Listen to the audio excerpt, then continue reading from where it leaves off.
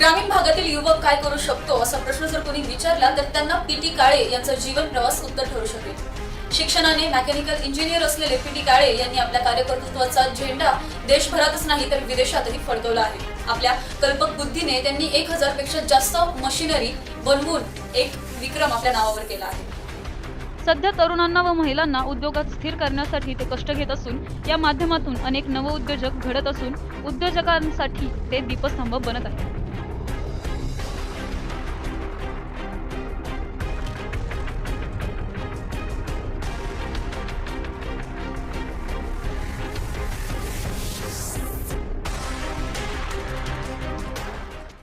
वाढती लोकसंख्या, नोकरीचे अल्प प्रमाण आणि उद्योगाच्या संधी असताना सुद्धा देखील समाजातील तरुण असतील, गरजवंत महिला असतील, हे या अनेक उद्योगाबाबत अद्यापही अनभिज्ञच आहेत।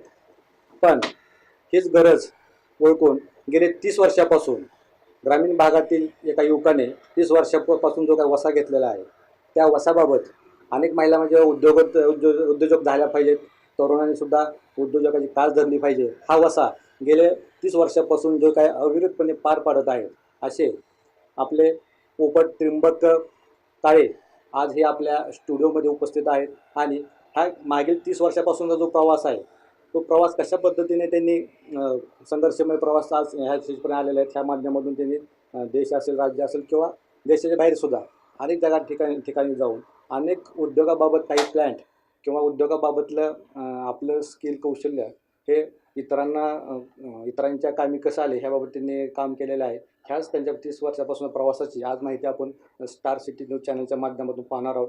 सर्वप्रथम आज आपल्या चॅनल स्टुडिओमध्ये जे उपस्थित राहिलेले आहेत पीटी काळे यांचं आज मी मनापासून स्वागत करतो आणि आभार मानतो। सरांचा परिचय सांगताना ज्या काही गोष्टी म्हणजे प्रामुख्याने सांगाव्या वाटतात, आज बऱ्याच वेळा की आज समाजामध्ये अनेक मोठ्या प्रमाणात शिक्षण घेऊन सुद्धा की लोक फक्त की नोकरी मिळत नाही म्हणून शिक्षणाचा वापर करत नाहीत, पण शिक्षणाने मेकॅनिकल इंजिनियर असलेले पीटी काळे यांनी आज आपल्या शिक्षणाचा योग्य वापर करून स्वतःसाठी तर त्यांचा म्हणजे ज्ञानाचा फायदा झालेलाच आहे, पण त्यापेक्षा पलीकडे जाऊन की ह्या ज्ञानाचा फायदा इतर समाजामधल्या किंवा समाजात प्रत्येक घटकातील गरजू महिलांना, तरुणांना झाला पाहिजे ह्याच्यावर त्यांनी भर दिलेला आहे। ह्याच माध्यमातून त्यांचं काम आहे। आज ह्या सगळ्या गोष्टी असताना सुद्धा की मला काळे सरांना ह्याबाबत जाणून घ्यायचं आहे की बाबा ह्या कामाची गरज किंवा हे काम का करावं, हे का तुम्हाला वाटलं, त्याबद्दल तुम्ही काय सांगाल? आज महाराष्ट्रामध्ये अशी परिस्थिती आहे की उद्योग करण्यासाठी जे तरुण वर्ग आहे तो मोठ्या प्रमाणात आहे आणि ह्या तरुणांना उद्योग कसा करावा, कोणता उद्योग करावा याचे पूर्ण माहिती नसल्यामुळे ते पूर्ण नोकरीकडे वळतात। बरोबर। आणि नोकरीमध्ये काही करावं लागत नाही, सांगितलेलं तेवढं काम करावं लागतं। बरोबर। आणि त्याच्यामध्ये संपूर्ण कुटुंब भागतं। हा एक कयास मनाशी तयार केलेला आहे, बांधलेला आहे।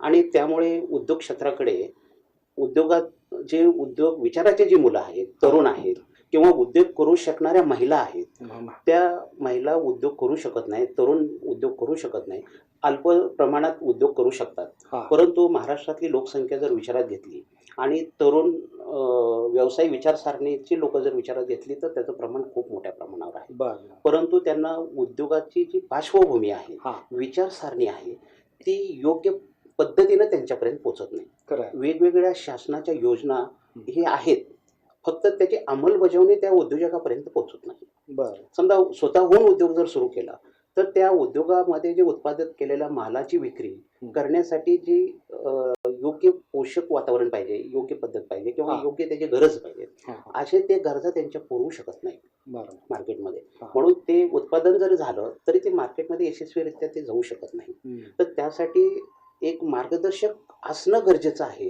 की ज्या वेळेला आमच्या लक्षात आलं की त्यावेळेला आम्ही असं ठरवलं की कुणालाही जर व्यवसाय विषयी माहिती पाहिजे असेल तर त्यांना योग्य पद्धतीनं माहिती द्यायची। त्याच्यामध्ये काय योग्य पद्धतीनं माहिती देणं आवश्यक आहे की एखादा जर उद्योग सुरू करायचा असेल तर तो उद्योग सुरू करताना त्याला लागणारी फिक्स असेटमध्ये काय येणार आहे, land, building, plant, machinery, working capital, furniture, electricity, transportation, हे कशा पद्धतीनं ते आवश्यक आहे आणि त्याच्याबरोबर वर्किंग कॅपिटल टाकून त्याचं उत्पादन कशा पद्धतीनं होणार आहे ह्याची तांत्रिक माहिती जर नवीन उद्योजकाला जर दिली तर त्या पद्धतीनं उद्योजक महाराष्ट्रीयन मुलं किंवा महिला करू शकतात. म्हणून आम्ही ते आज देशभरात तरुणांना आणि महिलांना असे अनेक उद्योग उभा करून दिलेत आणि त्यांना संपूर्ण प्रकारची माहिती दिलेली आहे. परंतु आता आणखी अशा समस्या भेडसावत आहेत महाराष्ट्रामध्ये की महत्त्वाची बाब अशी आहे की आपल्या महाराष्ट्रामध्ये तरुण वर्ग जे आहे तो संपूर्ण तरुण वर्ग जे आहे कार्यक्षम आहे, बरोबर, बुद्धिवान आहे, तप्तर आहे, फक्त त्यांना व्यवसायाची दिशा आणि मार्गदर्शनाची गरज आहे. तर ही केवळ त्यांना नसल्यामुळे हे तरुण भरभटत चाललेलं आहे. तशी पोषक वातावरण आपल्या राज्यामध्ये आहे उद्योगासंदर्भात? नाही, वातावरण पोषक नाही आहे, पण गरज आहे, उद्योगाची गरज आहे, पण ती उद्योग उभारण्यासाठी वातावरण पोषक नाही आहे. त्याचं कारण असं आहे की आपल्या महाराष्ट्रामध्ये सुफलम सुफलम असताना आज आपल्याकडे दुधाचा जर व्यवसाय पाहिला तर दुधाला हवा तेवढा भाव मिळत नाही अशी शेतकऱ्यांची तक्रार आहे. परंतु दुधापासून जे बाय प्रॉडक्ट बनवतात ते आपल्या इथं बनवले जात नाही. म्हणून कोट्यावधी रुपयाचा अमूल सारखी कंपनी आपल्या महाराष्ट्रामध्ये येऊन कोट्यावधी रुपयाचा धंदा मिळवते. काय तर त्यांचे सगळे दुधापासून बनवलेले जे बाय प्रॉडक्ट आहेत ते कुठे विकले जातात? महाराष्ट्रामध्ये जास्त प्रमाणात. असे बाहेरच्या कंपन्या प्रोसेस करू शकतात, माल बनवू शकतात आणि आपल्या इथं येऊन विकू शकतात. मग जसं तुमचा गहू आहे पंजाबमधून येतो आहे, दुधासारखे प्रॉडक्ट आहेत ते गुजरातमधून येत आहेत, आणखी दुधाचं प्रमाण आहे ते कर्नाटकमधून येत आहे, मिरची आंध्रमधून येते, बॅडगी पाहिजे तर कर्नाटकमधून येते आणि मसाल्याचे पदार्थ पाहिजे तर कोचीनमधून येत आहे. म्हणजे महाराष्ट्रामध्ये जर समजा हे बाय प्रॉडक्ट निर्मिती जर सुरू झाली तर बाहेरच्या राज्यातून बाहेरच्या देशातून हे पदार्थ लांबून ट्रान्सपोर्टेशन खर्च करून आपल्यापर्यंत येता ते जेवढे महाग होतात, जर आपल्याच राज्यामध्ये त्याची निर्मिती झाली तर रोजगार उपलब्ध होऊ शकेल आणि नागरिकांना ती अल्प किमतीत ते प्रोडक्शन म्हणजे उत्पादनं मिळू शकते. अल्प दराने उत्पादन जर मिळू शकत असतील आणि हे उत्पादनं जर आपल्या इथे महाराष्ट्रात बनवू शकत असतील तर ते बनवायला काहीच हरकत नाही. मग ते कशी बनवावी? आता हे सांगली एक आहे तर ती कशी बनवावीत ह्याच्याबद्दल आम्ही अनेक लोकांना मार्गदर्शन करतो आणि ज्यांना गरज आहे त्यांना ही संपूर्ण माहिती देतो की फूड प्रोसेसिंगमध्ये उत्पादन कसं तयार करावं, कोणती काळजी घ्यावी, कोणती परवाने घ्यावे, ही संपूर्ण माहिती आम्ही देत असतो. ह्या माध्यमातून मला आवर्जून ग्रामीण भागातले जे काही तरुण असतील त्यांना हे गोष्ट आवर्जून सांगावं लागते की सरांनी आता सांगितलं की अमूलसारखी कंपनी ही जी राज्याच्या बाहेर आहे, पण त्या कंपनीचा जर तुम्ही त्याचे प्रोडक्ट बघितले असतील तर ते हजारो कोटीचा टर्नओव्हर त्यांचा फक्त महाराष्ट्र राज्यावर अवलंबून आहे. वर्षभरामध्ये हजारो कोटीचे प्रोडक्ट ती महाराष्ट्रामध्ये विकत आहेत. ही जी कंपनी आहे फक्त दुधापासून इतर जे काही पदार्थ तयार होतात, पनीर असेल, तूप असेल किंवा त्यात अजून संलग्न काही पदार्थ असतील. तसेच ज्यापर्यंत सांगितलं की बाबा इथं वातावरण जरी पोषक नसलं पण तरीसुद्धा की असे जे काही अनेक जे काही उद्योग आहेत की ते आपल्या राज्यामध्ये करता येते. त्यामुळे ग्रामीण भागामध्ये सुद्धा मोठ्या प्रमाणात संधी आहे. हे त्यांच्या माध्यमातून हा विषय परत पुढे येतोय. आता तुम्ही जे म्हणले की बाबा वातावरण जर पोषक नसलं तर इथं ती परिस्थिती आहे, त्यासाठी तरुणांनी पहिलं पाऊल काय उचललं पाहिजे? तरुणांनी पहिलं पाऊल असं उचललं पाहिजे की मला व्यवसाय करायचा आहे. तर व्यवसाय करायचा हे ठाम निर्णय घेतल्यानंतर व्यवसायासाठी आवश्यक बाबीचा विचार करायचा आहे आणि ही व्यवसायाची माहिती देण्यासाठी शासनाने अतिशय वेगवेगळे उपक्रम राबवलेले आहेत. की प्रशिक्षण ठेवलेलं आहे, योजना दिलेल्या आहेत, त्याला प्लांट अँड मशिनरीचा पुरवठा करायचा अल्प दरात किंवा सबसिडी द्यायचं ठरवलेलं आहे. दूध डेअरीचे प्रकल्प वेगळे आहेत, फूड प्रोसेसिंगचे वेगळे आहेत, दाल मिलचे वेगळे आहेत. असे अनेक शासनाने ह्यामध्ये उपक्रम राबवलेले आहेत. परंतु त्या उपक्रमाची माहिती गरजूपर्यंत योग्य पद्धतीनं पोहोचत नाही किंवा व्यावसायिक जो तरुण आहे तो तरुण त्या योग्य ठिकाणी पोहोचू शकत नाही. ज्यांच्याकडे त्याची माहिती आहे त्या अधिकाऱ्यापर्यंत तरुणांनी पोहोचलं पाहिजे आणि त्यांनी काय योजना आहे त्याचा अभ्यास केला पाहिजे. पण शासनाचे तुम्ही ह्या जी काही योजना आहेत अनेक तरुणांचा ह्या योजना किंवा त्यांचा जो उपक्रम आहे त्याच्यावर त्यांचा विश्वासच नाही. का अनेक वेळा काही असा अनुभव आला आहे की योजना सांगणं किंवा त्यांना आता ह्या सगळ्या गोष्टीसाठी भांडवल तर लागतंच, पण कोणतीही बँक त्यांना भांडवल द्यायला तयार होत नाही. त्याच्यावर काय उपाय? याच्यामध्ये बँका भांडवल देत नाहीत हा तुमचा एक महत्त्वाचा प्रश्न आहे. आज पुणे शहरामध्ये जर पाहिलं किंवा इतर ठिकाणी पाहिलं तर रोज 10 ते 15 फोन आमच्यासारख्याला येतात, तुम्हाला कर्ज पाहिजे का? आता मला काही कर्ज नको आहे पण विचारतात साहेब तुम्हाला मॉर्गेज लोन पाहिजे का? हां. तुम्हाला वर्किंग कॅपिटल पाहिजे का?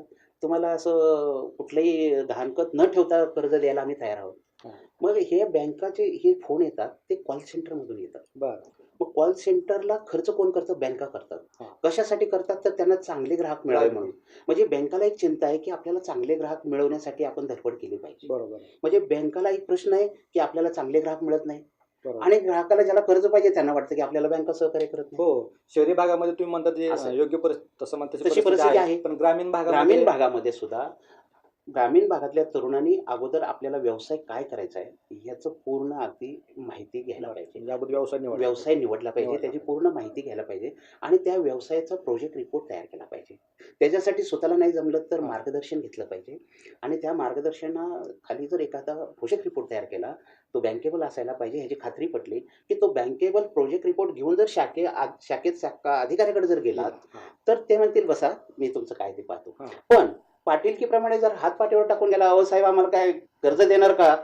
ते म्हणतात आता मी मग कामात आहे, तुम्ही पुढच्या आठवड्यात एक चक्कर मारता का? म्हणजे तुमच्या उद्योगाची म्हणजे उद्योग निवडण्यापासून त्याची मांडणी योग्य पद्धतीने केली तर तुम्ही जर व्यवस्थापन योग्य फक्त केलं. ग्रामीण भागातले तरुण जर समजा तुम्ही साहेब आम्हाला कर्ज कशाला देऊ शकता असे प्रश्न जर विचारायला गेला हां. तर ते अधिकारी त्यांना पैसे घेऊन जा असं नाही म्हणतात. बरोबर आहे. म्हणजे तुमचं कारण त्यातनं प्रत्येक knowledge सुद्धा अधिकाऱ्याला- लक्षात येतं की प्रत्येक अधिकाऱ्याला काही मर्यादा दिलेल्या असतात बरं. की तुम्ही ह्या अटीप्रमाणे यांना एवढ्या रकमेपर्यंत कर्ज देण्यास तुम्हाला अधिकार प्राप्त दिलेला आहे. हां. म्हणजे प्रत्येक बँकेला कोणाला 10,000 मॅनेजरला दिला असेल, कोणाला 25 दिला असेल, त्या बँकेनं ते ठरवून दिलेलं असतं.